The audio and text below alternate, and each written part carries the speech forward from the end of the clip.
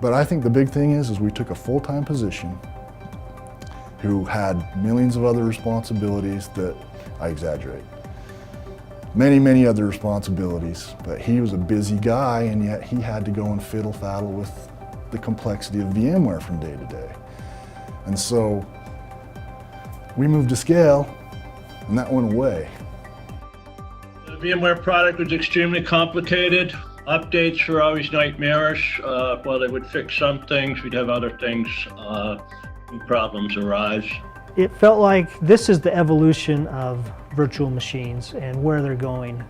We don't need to have all the complexity and all that we've had in VMware. We just need something to turn on a VM, get something up and running fast. We really wanted something that was highly available.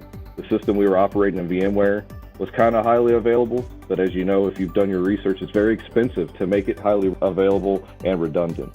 When I needed to do something, I went to our VMware expert, and we had to try to back it up or do different things and clone it, and that was hard because I didn't have all the expertise I needed, and he went to a one-week class to learn all the ins and outs of VMware, how to connect it to EqualLogic, and then the iSCSI connections, and there was a lot involved.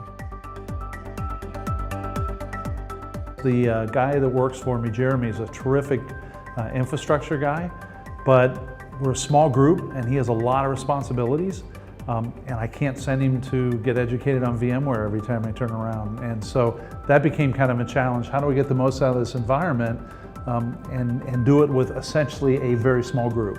VMware scared me in the sense that we're very small and it was going to be way too much. I was afraid I was going to have to hire this VMware guy that was going to have to come into our company just to run it, and I just couldn't do that. We had looked at a traditional VMware deployment. We got an initial quote back. It was ridiculously expensive, and I knew that I wasn't going to be able to do both the infrastructure refresh and our disaster recovery plan on the budget that we had. I just couldn't see sinking another $60,000 into a computing environment that I wouldn't get the performance out of, or the storage, and then maintain a nimble environment as well. So the big thing for me was there's got to be a way to reduce costs. If I was going with what I will call an older mentality, I would have went with that.